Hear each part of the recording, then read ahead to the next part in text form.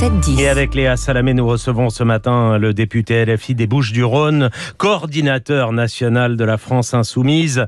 Questions et réactions au 01 45 24 7000 et sur l'application de Radio France. Manuel Bompard, bonjour. Bonjour. Et bienvenue sur Inter en cette semaine politique dense, chargée, incertaine. Vous aurez à la France Insoumise votre niche parlementaire jeudi où vous proposerez notamment aux députés de voter l'abrogation de la réforme des retraites et du délit d'apologie du terrorisme. Non, c'est pas dans notre niche parlementaire, ça. Pardonnez-moi de le préciser. C'est une proposition de loi qui arrive. Voilà, proposition qui a déclenché une vive polémique depuis 48 heures. On va y revenir. Mais d'abord, le gouvernement Barnier tiendra-t-il jusqu'à Noël ?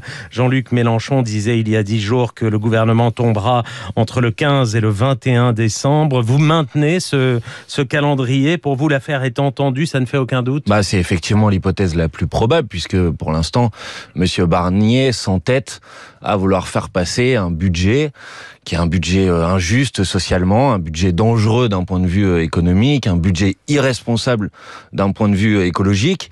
Et il a ouvert il y a quelques jours la possibilité d'avoir recours à l'article 49.3 de la Constitution pour la prochaine lecture à l'Assemblée nationale, donc sans doute effectivement autour du 15 décembre. Et il est évident que si M. Barnier cherche à passer en force son budget par le 49.3, alors nous déposerons une motion de censure et que cette motion de censure a des possibilités effectivement d'être votée et donc que le gouvernement tombe et que le budget de M. Barnier tombe avec. S'il venait à tomber, Michel Barnier, ce serait grâce aux voix du Rassemblement national qui voterait cette motion de censure avec vous. Vous les remercieriez de voter avec vous ? Si le gouvernement M. Barnier devait tomber, c'est parce qu'une motion de censure aurait été adoptée par une majorité des députés à l'Assemblée nationale. Mais vous savez que sans les voix du Rassemblement national, elle ne passe pas. Il faut qu'il y ait des voix qui ne soient pas uniquement des voix du nouveau Front populaire, ça c'est vrai. Mais si le gouvernement de M. Barnier tombe, M. Barnier ne pourra s'en prendre qu'à lui-même, puisque ça sera la démonstration du fait que dans cette discussion budgétaire, il a refusé de prendre en compte, y compris les amendements que nous avions réussi à faire voter par une majorité des députés à l'Assemblée nationale en première lecture, qui étaient des amendements qui consistaient à faire reposer plutôt les efforts nécessaires sur les plus riches, les milliardaires, les multinationales, plutôt que sur les Françaises et les Français. Donc nous disons, il vaut mieux mettre en place une taxe de 2% sur le patrimoine des 147 milliardaires plutôt qu'augmenter les factures d'électricité pour les Françaises et les Français. Oui. Monsieur Barnier préfère faire payer les Français. Non, vous savez que Monsieur Barnier a imposé dans le budget aussi de taxer davantage les milliardaires et les grandes entreprises qui font des profits, ce qui n'était pas le cas depuis 7 ans. Vous savez qu'il y a une avancée de ce point de vue. De manière provisoire, temporaire et de manière trop limitée, puisqu'il propose aussi de reporter la revalorisation des retraites, il propose aussi d'augmenter les taxes sur l'électricité. Mais en fait, aujourd'hui, ce matin, vous attendez de savoir ce que Marine Le Pen va faire, en fait, puisque c'est vous savez, il n'y a plus de troisième voie de compromis, globalement. Donc, soit il passe en force en 49.3, de toutes les manières, il y a motion de censure que vous voterez. Là, maintenant, on attend de savoir ce que décide Marine Le Pen. C'est ce que vous attendez, Manuel Bompard, de savoir si Marine Le Pen y va ou pas. Madame Salamé, on attend d'abord de savoir ce que Monsieur Barnier va faire. Monsieur Barnier pourrait aussi décider que non, il change complètement d'avis, que finalement, oui, les amendements que nous avons réussi à faire déposer à l'Assemblée nationale sont justes parce qu'ils permettent de ne pas faire reposer la charge sur tous les Français, mais plutôt de mettre à contribution ceux qui en ont les moyens.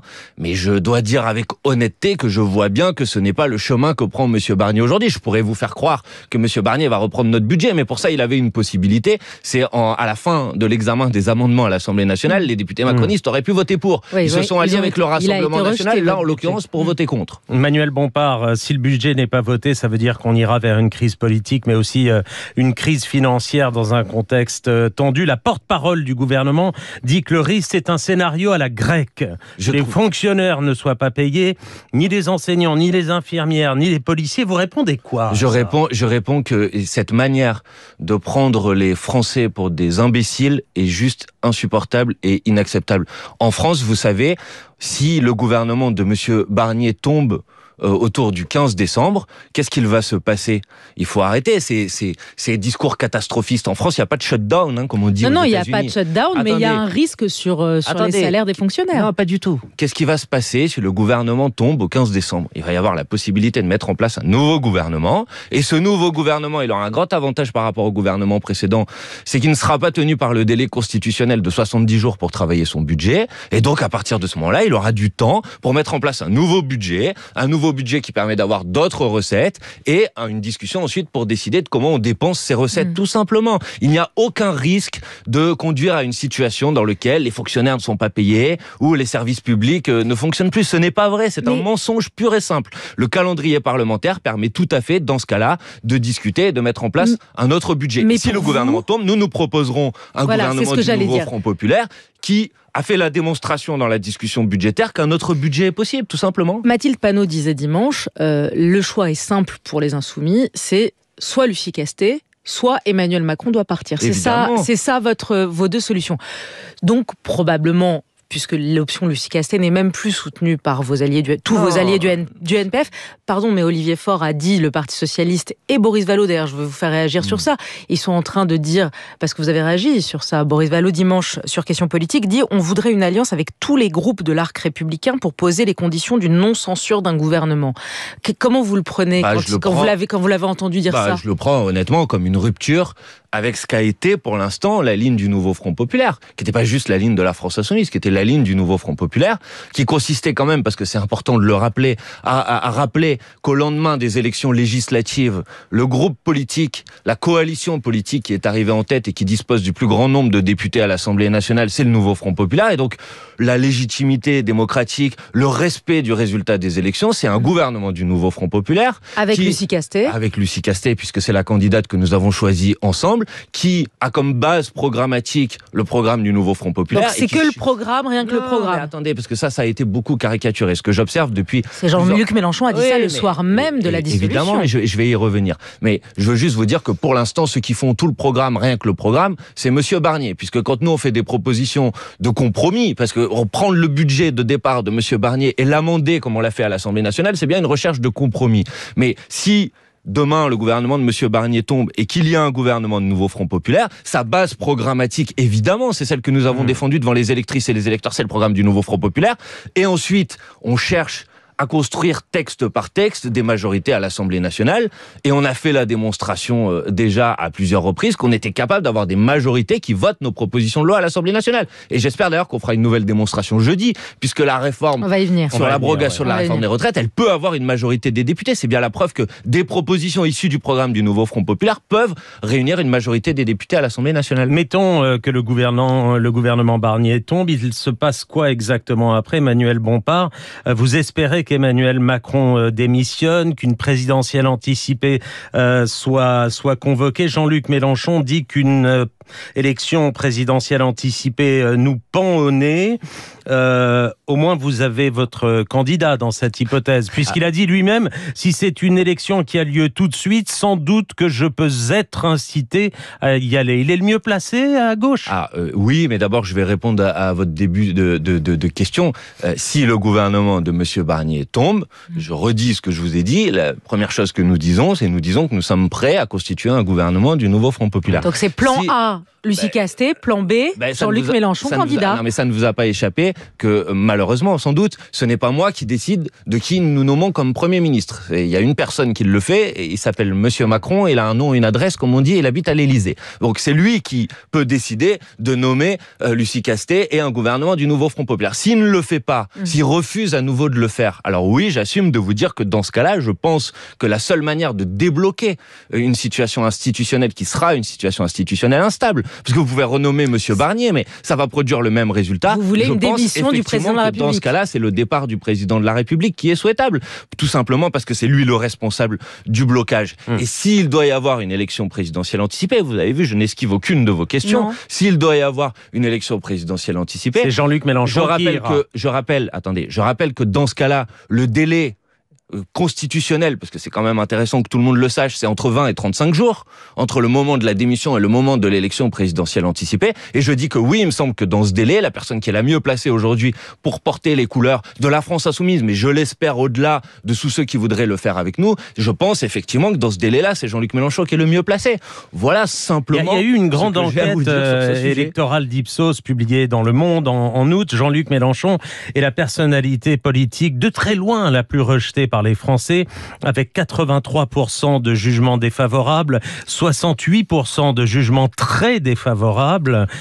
Mais vous y croyez mordicus, c'est le meilleur. Nicolas Demorand, vous pouvez choisir si vous voulez les sondages qui vous intéressent, mais moi je peux vous en sortir d'autres si vous voulez qu'on compare les sondages, et notamment tous les sondages qui disent qu'aujourd'hui, quand vous testez les différents candidats à l'élection présidentielle, à gauche, c'est Jean-Luc Mélenchon qui fait le plus gros score au premier tour. Donc vous voyez, les sondages, il y a ceux que vous aimez bien, il y a ceux que vous aimez moins bien. Donc moi je vous dis que si c'était les sondages qui faisaient la politique et le résultat des élections, il y aurait un Premier ministre aujourd'hui, ce serait Jordan Bardella. Mais vous ne contestez pas celui-là. Attendez, quand même. Parce que je rappelle que 27 sondages sur 27 qui ont été publiés pendant la campagne des élections législatives disaient que le Rassemblement national allait gagner et que c'est Monsieur Bardella qui allait être à Matignon. Donc heureusement, dans notre démocratie, c'est pas les sondages qui font l'élection. Donc pour vous, le meilleur candidat à ce stade, c'est Jean-Luc Mélenchon, ça vous semble une évidence? Je vais vous dire, c'est pas très original, puisque en l'occurrence, j'ai tenu le même discours depuis plusieurs mois. Alors, avant cette présidentielle anticipée que vous espérez en 2025, il y a jeudi, à l'Assemblée nationale, la proposition de loi. Alors,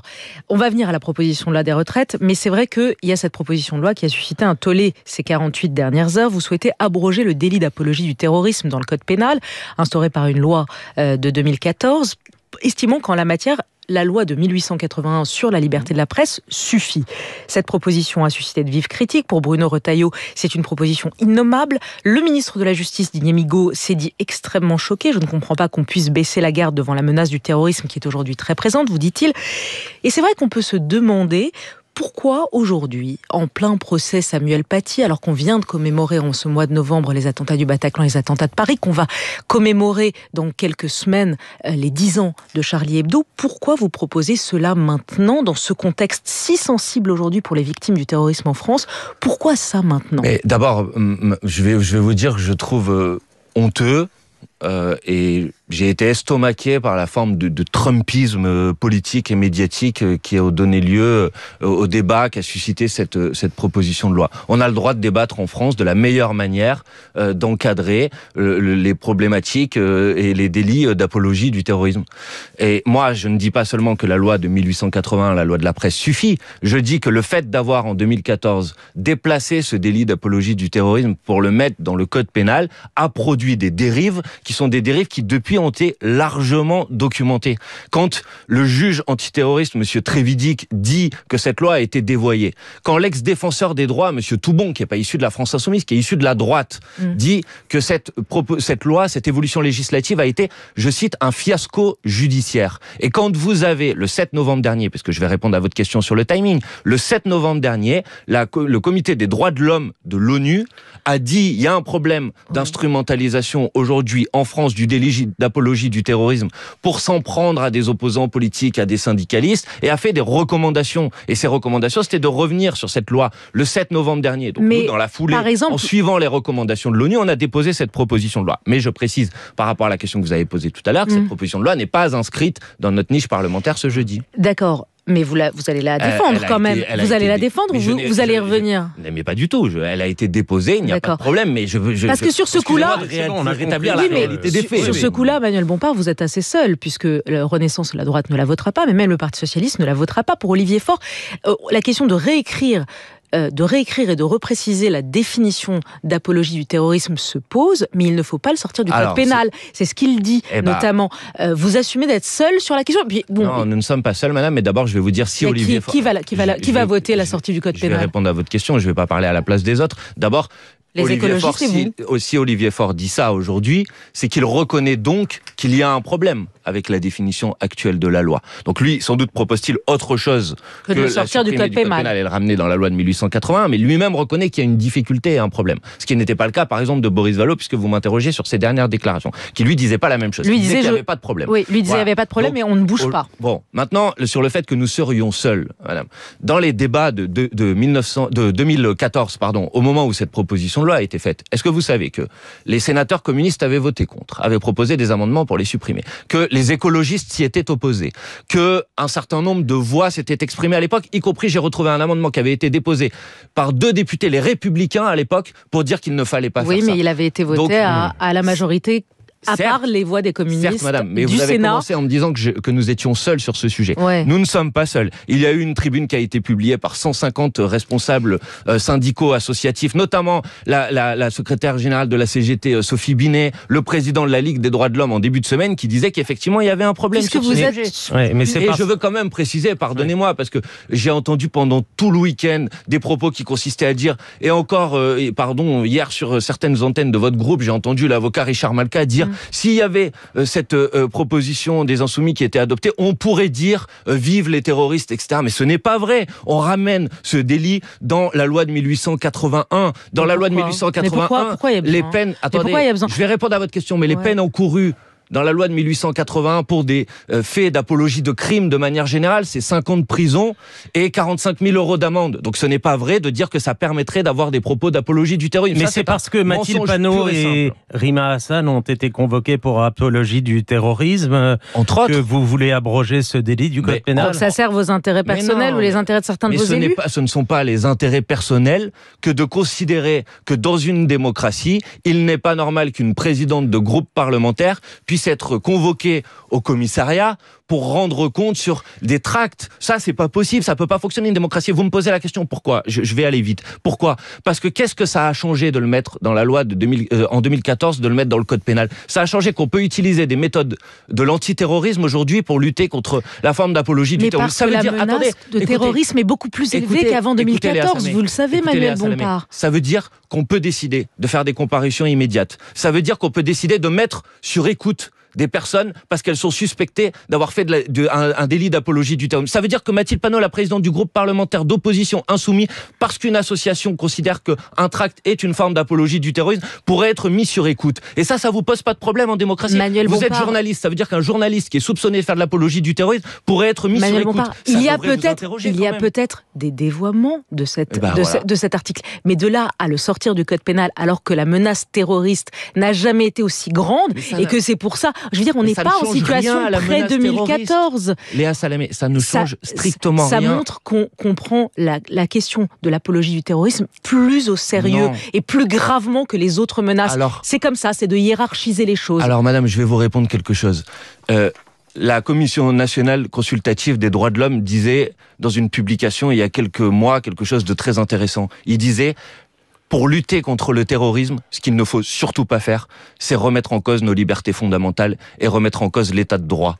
Parce que quand on fait ça, on lutte pas contre le terrorisme. Au contraire, on donne raison aux terroristes qui veulent déstabiliser nos démocraties, qui sont des adversaires de la démocratie et qui veulent déstabiliser notre état de droit. Et donc, je pense qu'il faut lutter de manière implacable contre le terrorisme et que pour lutter de manière implacable contre le terrorisme, il faut le faire en respectant toujours nos libertés fondamentales. Sinon, on donne raison aux motivations des terroristes. Voilà ce que je pense. Encore un mot, Manuel Bompard, sur le sujet. Vous avez écrit sur X que ce délit avait été inscrit dans le code pénal en 2014 parce que, je vous cite, Bernard Cazeneuve, alors au gouvernement, avait cédé en 2014 donc aux pressions des réseaux fascisants.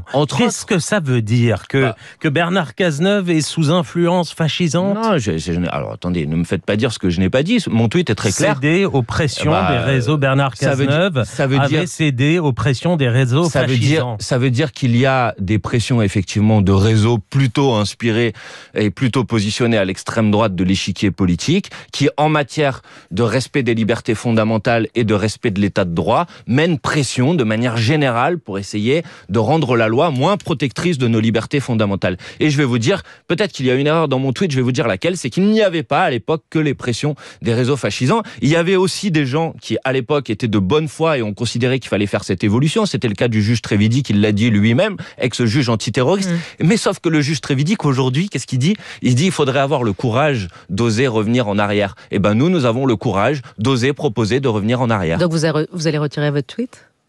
Non, pas du tout. Il ne dit pas quelque chose de faux, mon tweet. Il dit quelque chose de juste. Mais peut-être aurais-je dû le compléter en disant qu'il y avait aussi des gens de bonne foi qui avaient poussé à l'époque et qui finalement ont changé d'avis aujourd'hui. Dans votre niche parlementaire de jeudi, vous allez proposer d'abroger la réforme des retraites en ramenant l'âge de départ à 62 ans. Mais vous ne voulez pas vous arrêter à la réforme Borne uniquement. Vous voulez aussi abroger la réforme Touraine, votée sous François Hollande, et ramener la durée de cotisation de 43 à 42 annuités. La réforme Touraine, votée par un gouvernement de gauche, Manuel Bompard, est donc une une mauvaise réforme. Évidemment. D'ailleurs, nous étions nombreuses et nombreux à l'époque à avoir protesté contre, y compris à avoir participé à des manifestations et à des mobilisations contre. Donc oui, je souhaite qu'on revienne. Vous savez, en plus, le programme de la France Insoumise, il est très clair. C'est l'objectif de ramener l'âge de départ à la retraite à 60 ans avec 40 annuités de cotisation. Et on décide de le faire par étapes. Et la première étape, c'est abroger la réforme des retraites d'Emmanuel Macron, c'est-à-dire ramener l'âge de départ à 62 ans. La deuxième étape, c'est d'abroger cette réforme Touraine, c'est-à-dire revenir à 42 annuités de cotisation. Et ensuite, avec l'espoir Alors là, vous êtes plus tard seul, de pouvoir aller parce plus que le loin. Parti socialiste ne veut pas revenir sur la réforme Touraine. Et il faut que vous compreniez quelque chose, c'est quand le Parti socialiste n'est pas d'accord avec moi, ça ne veut pas dire que je suis seul. Donc vous allez être avec qui? Qui va voter? Les communistes? Qui va voter avec vous? C'est simple, le débat il a eu lieu en commission des affaires sociales mercredi dernier. Effectivement, le Parti socialiste a voté un amendement déposé par le groupe Lyotte pour supprimer la suppression de la réforme Touraine de notre proposition de loi. Et cet amendement a été battu. Donc si je suis seul en étant majoritaire à l'Assemblée nationale, Léa Salamé, ça me va. Si vous faites voter l'abrogation de la réforme des retraites, qui sera un moment très fort ce jeudi, si je le vous souhaite. y parvenez, c'est là aussi, pardonnez-moi d'y revenir, grâce aux voix du Rassemblement national. Mais Léa Salamé, là, pour le coup, vous pouvez les remercier. Mais non, mais je ne vais pas remercier qui que ce soit. C'est quand vous déposez une proposition de loi à l'Assemblée nationale, il se trouve qu'il y a 577 députés, et dans ces 577 députés, il y a des députés du Rassemblement national. Donc soit vous proposez de les exclure complètement et qu'ils puissent plus voter, mais je crois pas que c'est ce que vous proposez. Donc à partir du moment où ils sont là, faut faire avec. Maintenant, je vais vous dire, parce que c'est quand même le plus important. Ce qui est scandaleux aujourd'hui, c'est que moi, je souhaite que ça soit voté, mais que vous avez aujourd'hui les députés macronistes qui ont déposé, c'était hier soir à 17h, la date limite de dépôt des amendements, 1000 amendements sur une niche parlementaire, avec des amendements très importants. Ils veulent jouer le temps. Celui qui consiste à modifier le titre pour modifier la loi en disant ce n'est pas la loi pour abroger la réforme des retraites, mais c'est une loi démagogique pour abroger la réforme des retraites. On peut mesurer, je crois, là, la qualité du travail parlementaire fait par les groupes macronistes. Mais c'est scandaleux. C'est un hommage à ce que vous avez fait, vous, pendant la réforme des retraites, en déposant des milliers d'amendements pour jouer le temps. Est-ce que vous connaissez la différence entre un débat qui dure 15 jours d'initiative gouvernementale? Le gouvernement a la maîtrise de l'agenda parlementaire. Donc le gouvernement, quand il y a trop d'amendements, il peut décider d'ouvrir des séances supplémentaires, qu'on prenne un mois s'il faut pour débattre d'une proposition de loi. Là, on est dans le cadre d'une niche parlementaire. La niche parlementaire, elle commence à 9h et elle se termine à minuit. Donc c'est inédit d'avoir une stratégie qui soit une stratégie d'obstruction parlementaire sur une niche parlementaire. J'ai vu monsieur Bayrou, qui est soi-disant président du mouvement démocrate, assumer et revendiquer à la télévision qui voulait empêcher l'Assemblée nationale de voter sur une proposition de loi qui a été, à l'époque, rejetée par 90% des Français, par l'ensemble des organisations syndicales et qui n'avait pas de majorité à l'Assemblée nationale. On est en démocratie, l'Assemblée, elle doit pouvoir voter sur ce sujet. Donc moi, j'appelle solennellement les députés macronistes à retirer leurs amendements d'obstruction parlementaire. Et sinon, je les préviens, nous ferons un travail d'affichage sur leur circonscription pour dire quels sont les députés macronistes qui sont à l'initiative d'avoir empêché l'Assemblée nationale de voter sur ce sujet. Eh ben, nous dirons les amendements qui ont été déposés par les députés macronistes. Nous le ferons sur leur circonscription pour que les Françaises et les Français, leurs électrices et leurs électeurs... la photo du député que vous collerez partout en disant il a déposé tel amendement. Je ferai un travail d'information. C'est important que les électeurs, y compris macronistes, sachent à quel type de pratique se livrent leurs parlementaires. Manuel Bompard, Boualem Sansal, l'écrivain, a été arrêté il y a plus d'une semaine maintenant en Algérie. Les prix Nobel de littérature, Annie Ernaux, Le Clésio, Orhan Pamuk, Wole Soyinka, ainsi que plusieurs écrivains, dont Salman Rushdie et Roberto Saviano, ont demandé sa libération immédiate dans une tribune publiée dans Le Point. Vous demandez aussi ce matin cette libération, cette arrestation vous inquiète? Évidemment, on ne peut pas être d'accord avec le fait qu'un écrivain soit arrêté, en plus dans des conditions qui sont quand même des conditions très opaques. Donc vous demandez sa libération immédiate. Effectivement, et il y a cette tribune que j'appuie et que je soutiens, signée notamment par Annie Ernaux. Donc oui, je demande sa libération, mais je veux dire de manière plus générale qu'il y a d'autres cas aussi de restrictions ou d'arrestations arbitraires sur lesquels nous nous sommes toujours mobilisés. Un chercheur, Victor Dupont, qui a été détenu pendant plusieurs semaines en Tunisie. On a obtenu sa libération, c'est une bonne chose. J'observe aussi, parce que je veux pas avoir d'indignation à géométrie variable, j'observe aussi que quand une universitaire se retrouve interdite de conférence au Parlement européen parce que Madame Maréchal Le Pen a demandé l'interdiction de sa conférence, là, j'entends moins les réseaux d'extrême droite se mobiliser sur ce sujet. Donc moi, j'ai pas de d'indignation à géométrie variable. Un écrivain, il ne doit pas être en prison en fonction de ses écrits et de ses opinions, quel que soit ce qu'on peut penser par ailleurs de ses opinions. On est très en retard. Anne Hidalgo annonce ce matin qu'elle ne briguera pas de 3e mandat à la mairie de Paris en 2026. Un commentaire ? J'observe surtout qu'elle adoube un successeur qui, comme l'autre candidat qui s'est proposé avant, disent tous la même chose. Il n'est pas question de travailler avec la France insoumise. Je trouve que pour des gens qui prétendent au niveau national défendre l'union à gauche, ces initiatives de division qu'on observe à Paris mais qu'on observe partout en France sont insupportables. Et vous avez déjà votre candidat pour Paris ? Non, on n'a pas encore de candidate, mais ce que j'observe, c'est que Monsieur Grégoire, qui s'est présenté la semaine dernière, et Monsieur Ferraud, que adoube Madame Hidalgo, disent tous les deux, il n'est pas question de faire avec les insoumis. C'est pas très NFP compatible, tout ça. Merci en tout cas.